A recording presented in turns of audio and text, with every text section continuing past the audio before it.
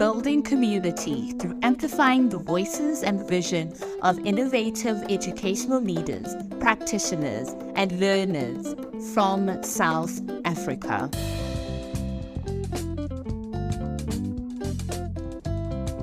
Ifikile imini enkulu. Welcome to JGF Amplified, where we engage the minds of teachers, experts, and leaders in the South African education system. Today, we are kicking off with part 2 of our Reflecting SoNA 2023 series. Part 1 was Reflecting SoNA 2023, the youth perspective. Part 2 today, we have an intergenerational conversation with our dynamic duo, Marj and Iviwe Mtubu. But before we get into the introductions and the meat of the conversation, we have a segment on our podcast called JGF Did You Know, where we engage a talk-worthy fact within the education space. So, Marj, Iviwe, before we get to introductions, let's get into our Did You Know this year afternoon. So this was published by Rhodes University's School of Languages and Literatures on the 13th of June 2022, and it reads: an African language, including Afrikaans, will be compulsory for all pupils until matric, according to a new policy which could be implemented in all schools next year being now 2023. The plan, which will be implemented incrementally until 2025, will see all pupils learning 3 languages. For the first time, Afrikaans has been included as an African language. Previously, the Department of Basic Education referred to African languages without English and Afrikaans. Marj, Iviwe, what are your thoughts on the concept of Afrikaans being embedded as a South African language? Well, I think it is, and I think there hasn't been enough cognizance of the fact that Afrikaans is started as the language of the working class, the slave in the kitchen in Cape Town. And the Dutch masters, colonialists, would have to incorporate some of the slaves' language into their language in order to communicate. And I know that this is denied by many Afrikaans people, but it really is the language of the kitchen initially and of the fields. And there are so many people of colour whose home language is Afrikaans, and those people of colour are South Africans. They are Africans.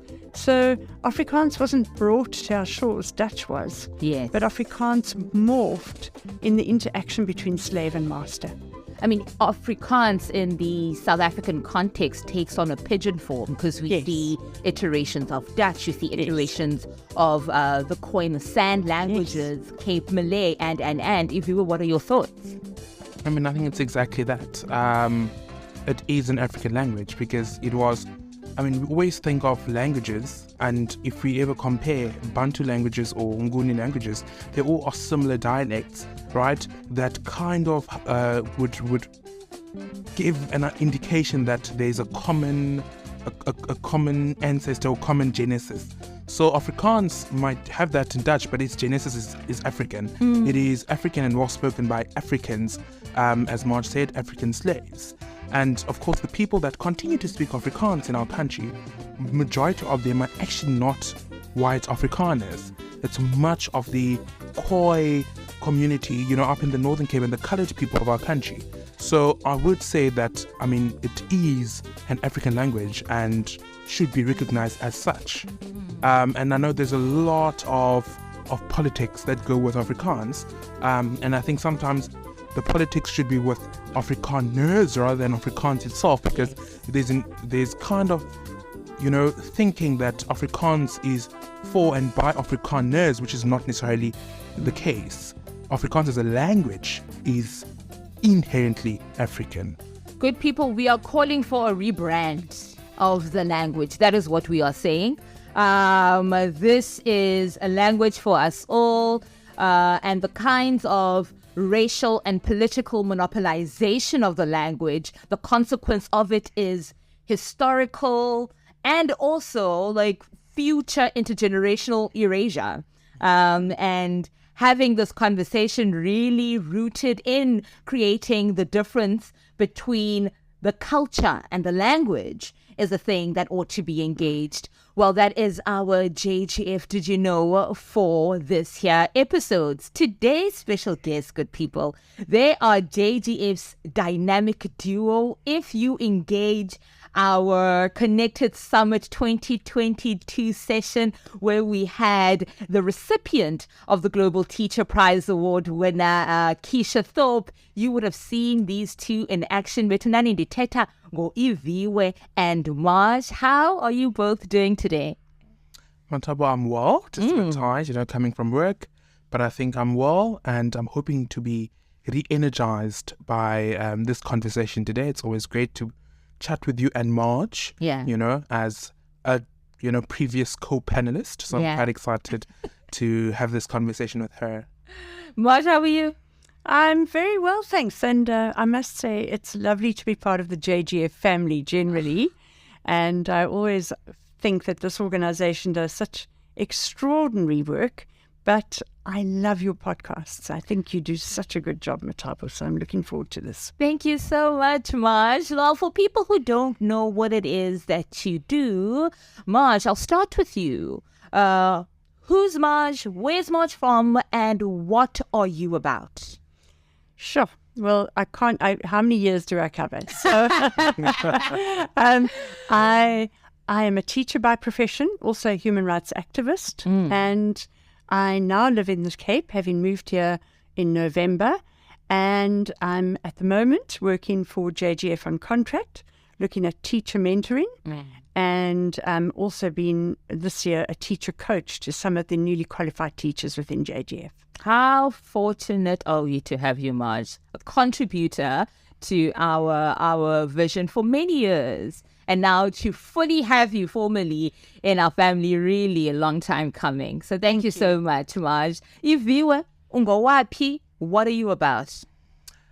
Now, I am from Cape Town, but as a Cape Townian Xhosa person, I like to tie myself to the Eastern Cape. So I'm going to say that I am from... Identity, what? So I'm going to say that I am from Lady Frere, or Kakadu now, with the renaming. So I'm from Kakadu, near Queenstown. Born in Cape Town, raised in Cape Town, but never cheaper. So Andililo is cheaper. I've always went home. Yeah. So home, I identify home as, the Eastern Cape. I am a teacher. I'm a high school teacher by profession. I can say that now, Marj. I am a high school teacher by profession at Westford High School. I'm a geography and mathematical literacy teacher. I'm also an ed tech teacher now, digital education with Tumamina Teaching. Very excited for that. Teaching geography. So that's me. Quite passionate about education. I think I identify as an educational activist. Yeah. I think I'm a thought leader. I like to write, pen my thoughts. And I think I'm a person that has an opinion on education in our country. And hence you are here, Iviwe, as we engage the State of the Nation Address 2023, which was shared by our President Cyril Ramaphosa on the 9th of February.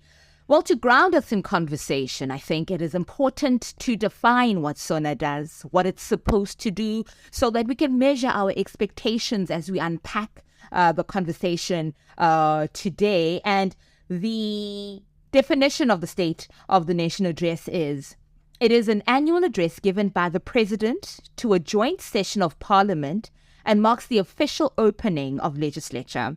It is designed to be a report on the economic and social state of the nation and includes a review of the past year and priorities for the current year. This is a special and unique occasion where all three arms of the state are in the same place together. So it's giving very much, it's a once in a year event. It's giving very much strategic outcomes from the former year, strategic objectives for the current year, and the country as a whole engages. I even dare challenge the definition here. It says it's a special and unique occasion where all three arms of state are in the same place together, and its citizens, right? The fourth most important constituents really being the citizen. So I'm quite excited to hear. What were your first impressions of SoNA, Iviwe? I mean, SoNA this year was kind of a forced normality. I think it looked extravagant as always. And I thought, I didn't see anything different. The chaos that I was expecting happened, because that has been the norm over the past few years. I was expecting a bit of chaos that happened. Expected some, promises from the president. Those happened. So I'd say SoNA delivered. A lot of promises also, but more than anything, I was shocked by the romanticization of the state of our country. I think, the president was quite euphemistic in how he presented the state we're in as South Africa, and in all our sectors, really. I think we kind of went soft on the direness of the situation in South Africa, both economically, socially also, even environmentally, because we know that for sustainable development, we need to look at environmental state, our social state and our economic state, and those are dire. And I think that this year's SoNA really went soft on those. It did not paint, a proper picture. I think it was a lot of underreporting and a lot of window dressing. I think as a person on the ground and what we've experienced, the issue of electricity was a big thing.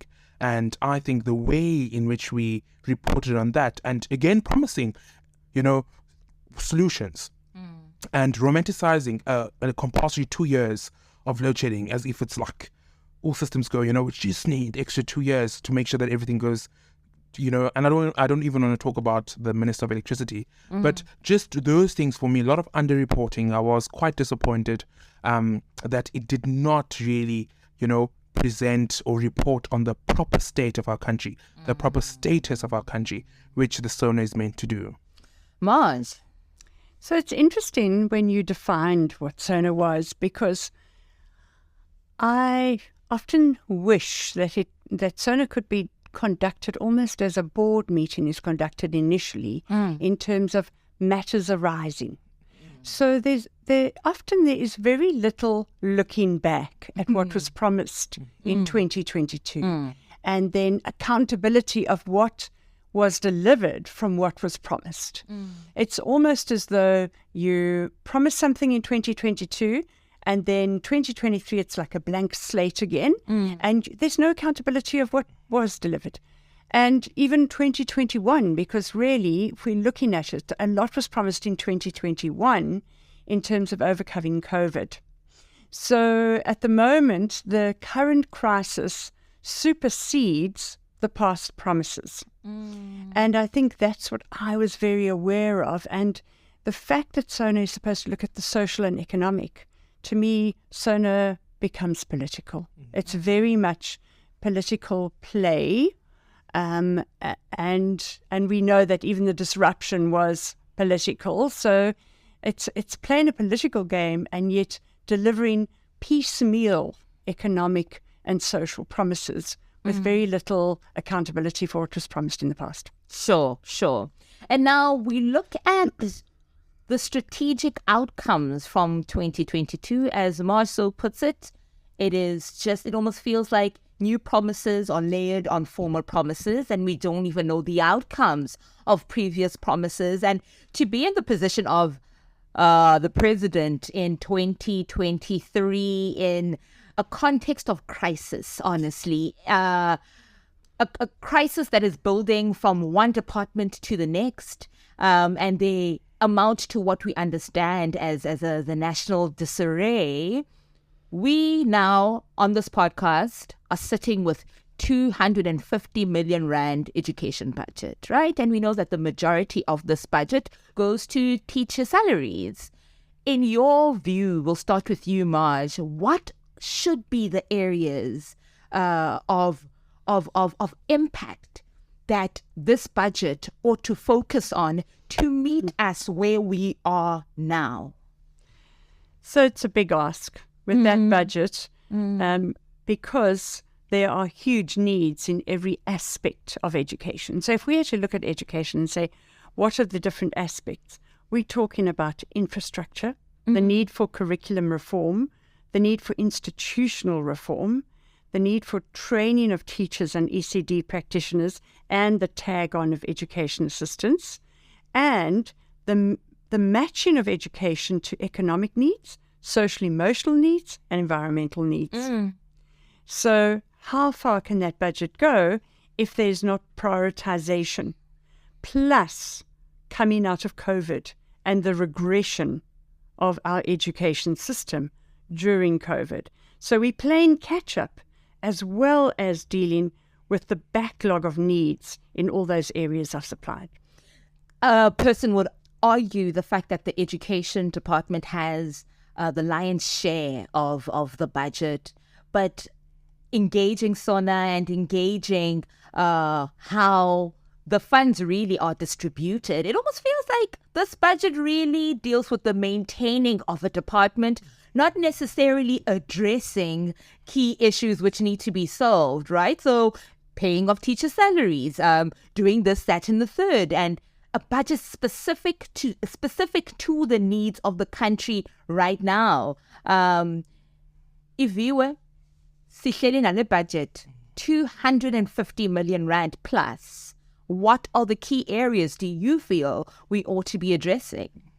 I mean, I think Marj has literally, kind of hit it all on the nail. And I think the problem is we don't realize that COVID, now the big excuse is COVID.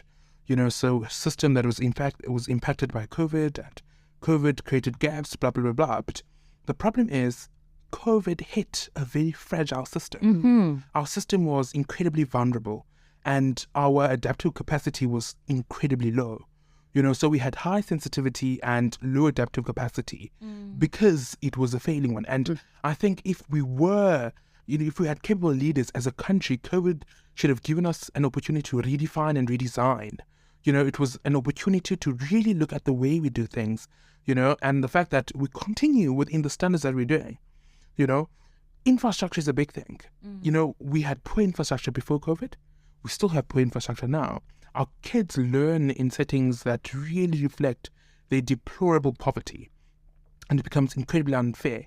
Inequality is a big thing in South Africa. The government comes with initiatives. I mean, one being the sanitation appropriate for education initiatives called, I think, SAFE. And then they also had the Accelerated Schools Initiative, Delivery Initiative, which is meant to kind of look at toilets, like simple things as looking at toilet infrastructure, which is a terrible thing. I mean, sanitation in our country is a human right. And the fact that there are, teachers and learners that don't have access to that each and every day, every day of their working, every day of their schooling, we can think of these confounding variables to our learning. Because the area in which we learn in, which, I'm quite passionate about, but the spaces that our kids learn in, are quite important in the system. So, for me, simple thing, before we look at digital education, online education, everything that is hoo-ha and fourth industrial revolution, I think as a country, we're not ready for those conversations yet because we are failing at the foundation. So I think we are busy trying to chase everything, every big thing, and not looking at what isn't working in order to build a proper foundation for us to build on. So I think we need to look at infrastructure. We need to look at the current curriculum, which is incredibly limiting both to learners and teachers. I think CAPS are very different from, the previous one, which, was kind of, I'd say, haywire, feel it, teacher as the leader. CAPS is not delivering on what it's meant to be. It's meant to be a constructivist curriculum, where teachers facilitate learning, but it just controls time. There's too much, teachers can't teach. All they do is just deliver because it controls the amount of time that teachers have in a classroom. So we need to look at those because we've had a few years of piloting. I think it came in at about 2014, 2013. And we've had a good few years to see that, maybe we can polish up here and there. And 2025, I think, is kind of the big year of redefinition. But we need to really invest in those. A proper curriculum, proper teacher training, and, proper infrastructure. For me, those should be the biggest things that we plow into. Before we go into digital infrastructure, before we go into, we're all busy about robotics. But to some kids, a mere laptop, a mere computer is a mere dream. If you go to, when my aunt teaches, for example, in the Eastern Cape, a lady, JSS, the kids, they can't use computers, So you're going to come with coding and robotics. That just kind of, widens the gap of inequality, because the schools that have the infrastructure for that are already the schools that are doing well. And you're now trying to go and drop, teach coding to kids that don't know how to use a computer. I think it's a bit stupid of us. Yeah, it's a mismatch. It's a huge mismatch. So, with what you're speaking to, Iviwe, with regards to COVID hitting already a fragile department, Prof. Nick Spall speaks about how the 2 years that we have had hard lockdown have set us back by 10 years within the education system. And I'm like, that is unfathomable. What was the nature of the education system for 2 years to set back our entire system 10 years? And we also see stats around, grade 4 learners not reading for meaning, 82%.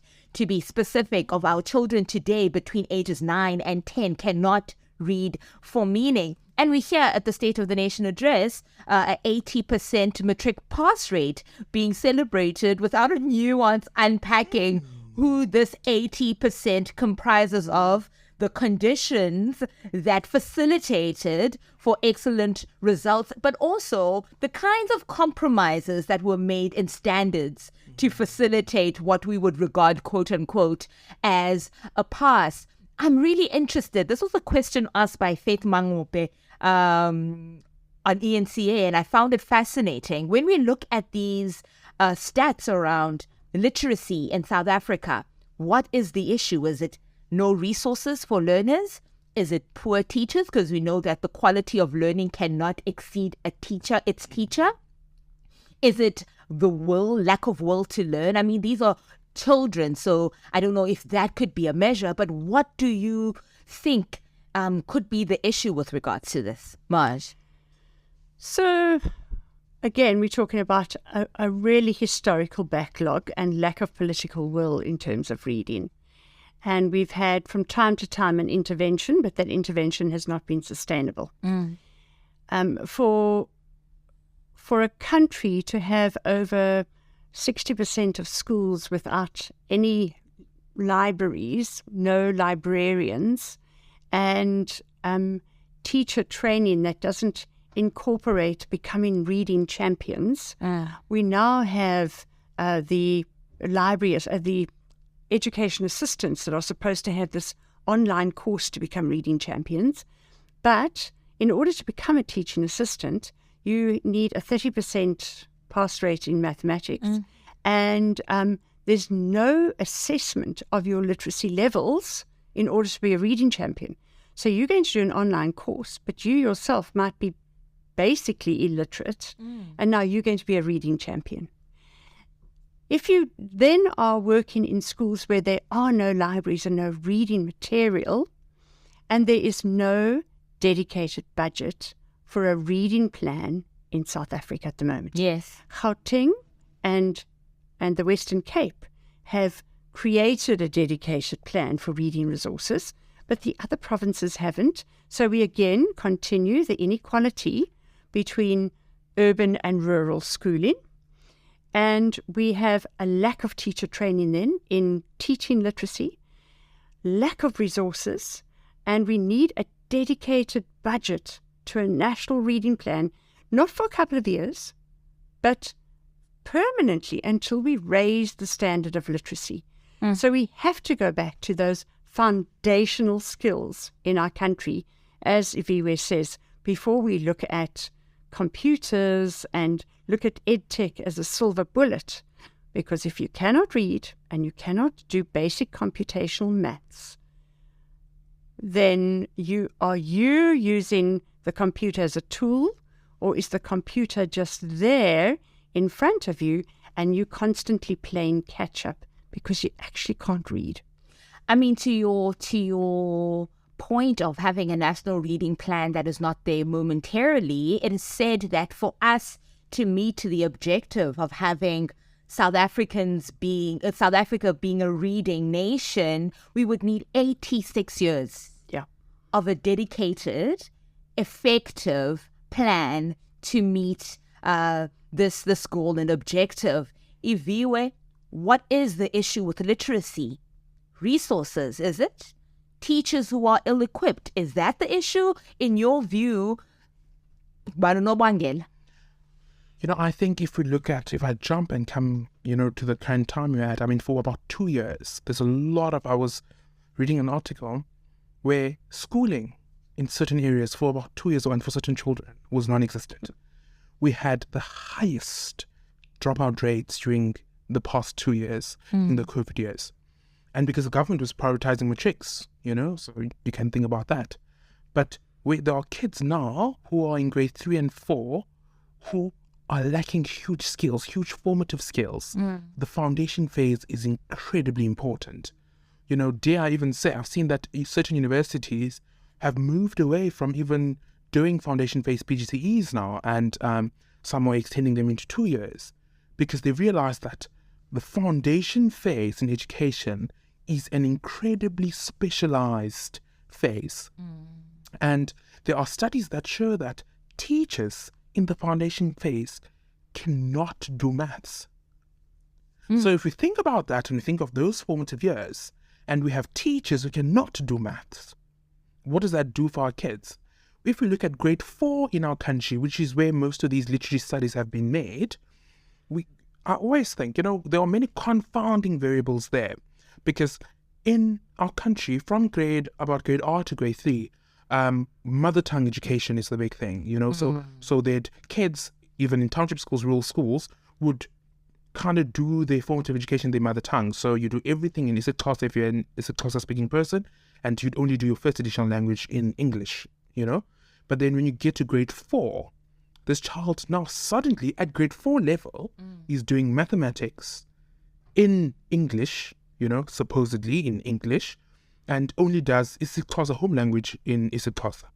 Now, of course, there's going to be a huge disconnect. There's going to be a huge linguistic disconnect, especially for children who live in contexts where English is not spoken that much. They're only set on TV if they do have a TV. And suddenly now, their textbooks are in English, but then in certain contexts, their teacher is teaching in isiXhosa.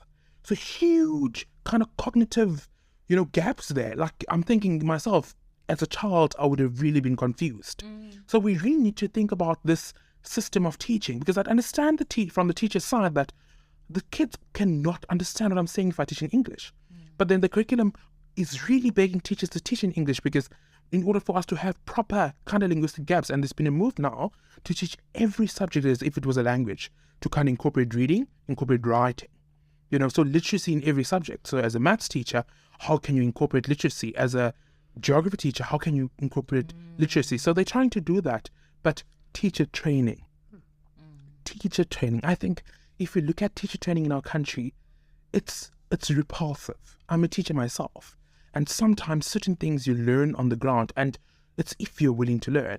If you were on the point of teacher training, and this is a question that I've been trying to make sense of in preparation of the series, are teachers trained for a country that's in crisis, right? So when you are in the program that you are in, what kind of ideated classroom are you made to think about when you are in the teacher training school? In the teacher training space. Are you meant to think of quintile 1? Or are you meant to think of quintile 5? As a person who really shares their expertise with a teaching fellowship, and I myself, apart from being a Sunday school teacher, have never been a teacher herself. We have experts in the room, yourselves, who can speak to it. Marj, when teachers are in the training phases, what is the imagined classroom that they're being trained for? Well, I think that when we talk about teacher training, there is no such thing as one approach to teacher training, first of all. We're talking about very varied approaches. Yeah. And in fact, one of the priorities we need is an audit, a thorough audit of teacher training courses, because the majority of teachers are trained through long-distance education and are not given the practical approaches to the classroom. Everything is really theoretical, and are prepared for this classroom in theory and primarily classroom management, classroom discipline, content, and a classroom that has infrastructure, a classroom that has resources. And the social economic state of our country is not addressed within those theoretical models. Can I jump in there, Matabo? Sure. I think your question is such a great question, because I think as a person that has been trained as a teacher myself more recently, compared to you, Marj, Thank you. I really think, I was reading an article, more than 50% of our teachers are produced through UNISA. More than 50%. And when you look at the quality, there was an audit recently of the quality of the UNISA qualifications, and the results were repulsive.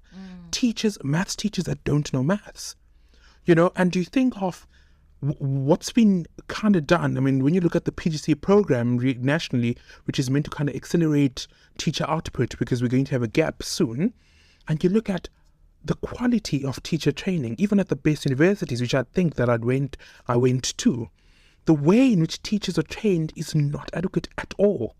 At all. And I think what Marj is saying of the auditing of these qualifications is really important. It can't be that as a teacher you only have 2 weeks of ed psych, like 1 week of educational management, this and that, there's a lot that has to happen. And even B.Ed programs, they are even more flawed, because then there's a huge content knowledge gap.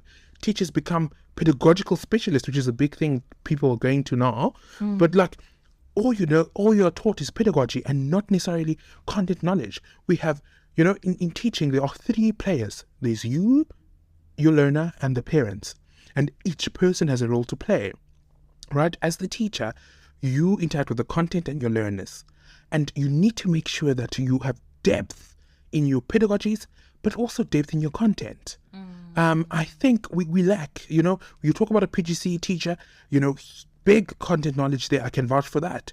Pedagogies, sometimes they lack, because you only have a year.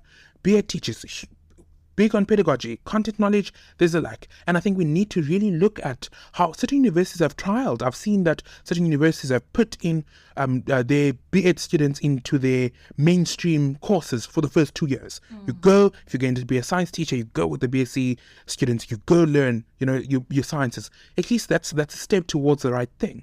But I think that teacher training should not end, after, because with one of the very few qualifications where just after varsity, after you get your qualification, you're immediately a teacher.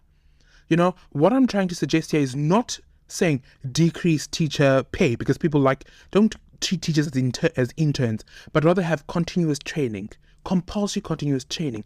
SACE has tried that through their continuous teaching development points, but oh Lord, it's a staff meeting, you get a point. A random thing that the department hosts to get a point. But if we were a bit more intentional, and our council, SACE, played a bit more of an active role in ensuring that teachers are lifelong learners, we'd have more. Because my training should not end at PGCE and I'm fine and I'm in good standing. I should be able to kind of train, make sure the Western Cape has tried to do that through the Centre for Teaching and Learning in Coast River, where they present courses to their teachers for continuous learning. The Western Cape, again, is the only province that actually looks at, going back to the literacy issue, that looks at standardized assessments before matric, where at grade 3 level, the ANAs and the systemic tests. The Western Cape continues with those because it sees, I'm not advocating for the Western Cape here because I'm an employee of them, but kind of looking at where are our teachers, where are our learners before matric, before grade 9, at the end of foundation phase, have you achieved what we want to achieve? At the end of the intermediate phase, at grade 6, have we achieved what we want to achieve? Grade 9, at the end of senior phase, have you achieved what we want to achieve? Yeah. Because that's important. Yeah. I'm not saying that that's enough, but I think it's something that our country should really consider doing these tests, because then we're able to see where our students are. And I think that's what the Western Cape is getting. We might not be the highest province, but we always produce the highest quality of passes because there's an investment, in our kids before matric. because everyone else focuses at matric level. The Free State is doing great things, though. Yeah. You know, the Free State is a province that really funds and actually is intentional about funding education programs, whereas other provinces are not doing as well. Sure. And I mean, we're not here to have this conversation for having it just for vibes, as we would say casually. But looking at our civic duty and looking at organizations who are privately trying to address the education system in whatever capacity that they have, the JGF Fellowship being one of them, it is always good to know how we are partnering with government. And SoNA presents an opportunity for us to hear from government. This is where we are, and this is where we're going, and this is how we can participate in us collectively getting to the goal. Admittedly, one can say that was not achieved. And you find now the cycle where education in particular becomes this tokenized area of conversation, right? And we engage in robust conversations. And after the conversation, what happens? And I mean, ironically, that this comes from a podcast and we are having a conversation about it, but a conversation with a cause. How do we transition as members of this country, right? How do we start thinking of education as a space where we can implement our efforts in, as a person who doesn't have a child, as a person who has a child, as a person who has no proximity to the schooling system, and as a person who does? How do we collectively start thinking about education beyond it being a provocative conversation point? I'll start with you, Marj.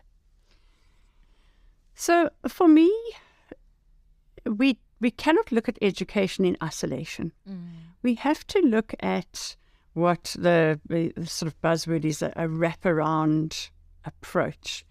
And again, like there's lack of carryover from one SoNA to the other, there's also not a lot of indication of how government departments talk to each other. And we need far more interdepartmental communication and planning, because every department gets their budget and they go off and do their planning and they work in silos. And in a way, we then have this mismatch between the needs of our country as they translate into education. So if you have gender-based violence in our country, and there's an office in the president, and there's focus and coordination with NGOs around gender-based violence, a lot of that is aimed at women. And how much does that translate into schools? Not only in terms of educating schools how to cope with the trauma, and the trauma in primary schools even is just so overwhelming in places where these little children come to school having faced either domestic gender-based violence or face gender-based violence at school. So their schooling is the last thing on their mind. And the president spoke about the need for a safer society. Well, that safer society is not just in certain ways around crime or whatever. It translates into, how do we make our schools safe spaces for children, away from predatory teachers and older children in the school? How do we educate parents and protect children at home? How do we provide more social services within schools? We have such a dire need for more educational psychologists. So we can talk about the curriculum and we can talk about all those things, but for me it's a holistic thing of healing our society. And if we're talking about, for instance, EdTech, well, we know during COVID, schools were targeted. So many schools were actually broken into for the food that were from the feeding schemes, as well as the computers in the computer centers. So now what's going to happen when we try and actually initiate EdTech crime increases, and unless the president does deal with the load shedding, how do you actually have EdTech in communities where there's no backup system? So for me, we just have to now, I would like to see a coordinated national plan, not just that's under safety and that's under education. How much are these departments talking together? And then, as you say, is there coordination and acceptance of the fact that where the state has failed, the state has to bring on board NGOs. And again, with reading, Western Cape Education Department and Gauteng are in coordinating their reading program with NGOs and acknowledging that. But in many places, there's kind of this gatekeeping, and NGOs are not actually welcome into the government sectors. So that attitude has to change, because there is such knowledge within NGOs, tried and tested practices. And those two provinces are going to progress because they don't hold NGOs at arm's length. Iviwe. You know what Marj is saying is so true, Mtubu, because I work with certain NGOs where I had a geography department, and now they just branched to Limpopo. And here, they're in the Western Cape, they're in Gauteng, they're in the Eastern Cape. In the Western Cape, they partner with schools, they partner with the government, they even have a program that is funded by the WCD. They went to Limpopo, and the huge drawback they got from schools, they got from communities. I think there's really this thing of, in other provinces, of NGOs as a threat instead of, an entity willing to assist. I think we need to really unravel that and unpack why our people react the way they do. But again, going back to your question, Mtubu, and the tokenism of education, I think that's quite a big thing, because the president spoke about kind of education being the most powerful instrument to end poverty. That's always the thing that goes on, and honestly, it is, because most, if not all, of our country's future is in the education sector. What do you do about that? Do departments speak to each other? I mean, the biggest partnership now that we're going to see is the conversion of ECDs and grade R teachers between social development and education. And that has proven to be a disaster, because teachers haven't been paid, others have been rolled over, SACE is taking forever to give teachers their registrations, issue of pay and all that. No communication between social development and education. And this is something that has been on the table for so long, and once it's getting enacted, there's poor communication. So what Marj is saying is not really a thought, it's something that's really happening, because in our sector ourselves, social development and education are not communicating. A lot of the times when schools, which report directly to departments, provincial departments, when they report about things that are not working, maintenance in their schools and everything, the department says, we'll speak to Public Works. That's not in our jurisdiction. Public Works was meant to do this. It's a government building, so we need to report to Public Works.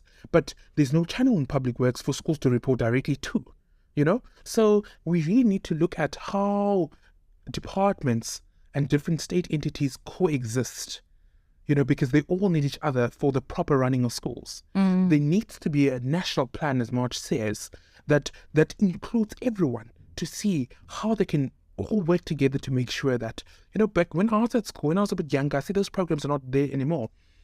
Health, we used to see nurses used to come to school. We used to have a program called Help to Read, and we'd get people here in the Western Cape that would come and teach us how to read. Health, we used to have health education, traffic services used to come to school, to teach us about roads and stuff like that. There's been a huge difference now. I mean, it seems like schools are silos, and it's only the WCD, in my context, the Western Cape Education Department, or, DBE nationally, that kind of dictates what happens at schools. There is no proper communication between state entities. Yeah. And I think from what you have both offered so generously as responses, is going back to a country that is conscious of children, right? For anyone who's listening, you're not a teacher, but what you do where you are your ability to be efficient in the work that you have been entrusted with, in your ability to treat people humanely and treat yourself humanely. There is someone who either is watching or, as a result of your actions, is receiving some kind of consequence or benefit from your actions. So this is really an encouragement, looking beyond the education conversation, but education is a doing thing and is a communal doing thing. So thank you so much for that, Marj and Iviwe. I'm quite curious in finding out from the both of you. We have spoken at length of what was addressed and what was not addressed. Very shortly, in 2023, what are 3 things that the president should strategically, with the stakeholders involved, pay mind to help us move towards rehabilitating the state of the education system? 3 things in 2023, Mr. President. These are the areas of concern in my view. Marj? I would say that he has to focus on the foundational phase, basics, and maybe even trim the curriculum to focus particularly on literacy and numeracy, and raise those levels. Teacher education, because we have so many new teachers being trained and yet so many dropping out. So focusing on that audit of teacher education and its relevance to the needs of our country, taking into account rural and urban schooling needs, as well as incentivizing, I think, schools to mentor teachers, not just exploit them, so that they stay in education. And that in itself takes support. And then resources. We can't say that we won't have another COVID and we won't have another crisis. And children went back home with no textbooks because they were sharing textbooks at school, and with no devices and with no means of actually staying in the game. And so right now we have a lot of absenteeism of children. And who's actually trying to keep those kids in the system and make sure that they come back into the system. So the needs are so multifold. It's difficult to identify 3. 3, yes, all equally important. Iviwe, what are your top 3? I mean, I think I'm not going to repeat Marj's because that's 3 enough. May add on those, I think a bit more intentionality on our 3-stream education model, so which is the academic, vocational, and the occupational, academic, and technical. Those are the 3. And access to those. Because I agree with those 3 streams, but not everyone has access to that. So kind of accelerate access, especially on the vocational and technical, so that other people have access to those. So I think that's something we need to be wary of. And teacher retention, for me, is becoming a big thing. And I think as a teacher myself, many people that I know that are really good, that are really passionate, are sitting in the UAE, they are in China, or they went back into academia. And that's such a tragic loss for our system. So incentivizing teachers to actually stay. And then the 3rd one for me, and which is most important, looking at education as a holistic system. Because education can help us with context. We need more professionals in, what do they call, in health, they have, there's a term, in health they have health and rehab, but there's a term for other professionals that help in health. But to actually be intentional about including psychologists in the education system, social workers, libraries, all the other people. Schools are not made only of teachers. They are we need more professionals in the system, as Marj says. So I think that inclusion and looking at schooling, holistically, can help us kind of, progress as a country.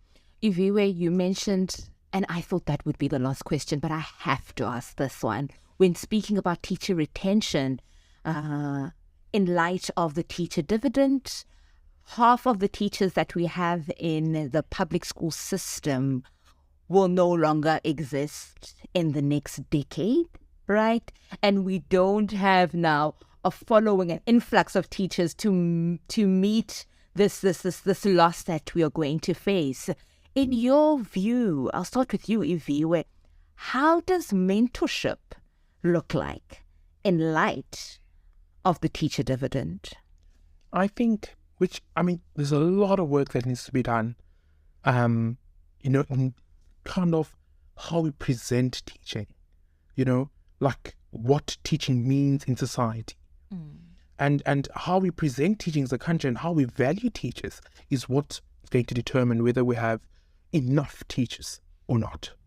So if we actually as a country look at education and look at the work that teachers do, looking at that work and seeing whether, how much teachers earn, how they are trained, and how much we value teachers. Do teachers feel important? Do we feel valued by the country, by the system itself, apart from the pay? I think if we look at those as, the DBE playing more of a nurturing role rather than a policing role, I think we might see a different. We might see quite a huge. We might see more teachers stay, and if teachers were actually allowed to do their jobs and teach, teaching is the least of a teacher's job. It's so administrative. If we cut that red tape and cut, the time, trimming the curriculum, as Marj said, to give teachers an opportunity to actually teach, we might see more teachers stay. Because I think of my experience as a teacher myself. I'm teaching because I love geography. I went and studied environmental sciences. There's so much I want to do. But the curriculum itself does not allow me to do what I love doing because it is so prescriptive. It is so prescriptive. So if you're a person that loves what you do and you went into teaching because you love your subject, you're going to leave because it doesn't give you that ability to kind of offload and exercise your passion. Definitely. Marj, mentorship in light of the teacher dividend. So I do think that schools need to be incentivized to create mentorship programs, and that the mentors in the schools need to be trained, and because you can't just mentor off the top of your head, and mentors and mentees need space within their timetabling for mentorship to take place. And so if you think of newly qualified teachers, they normally have the fullest timetable and the extramurals and everything gets thrown at them, and it's sink or swim, rather than welcome, we want you to stay. We really are here to look after your well-being as well as your professional development. And there needs to be a whole attitudinal change within the department and the schools towards newly qualified teachers. And that needs to be translated into schools being given the space for certain teachers to be trained and have the space within their timetable to mentor.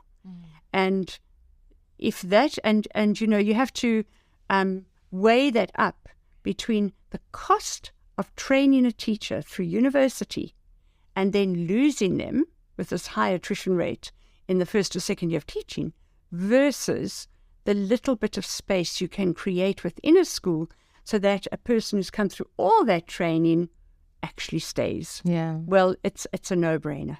Sure.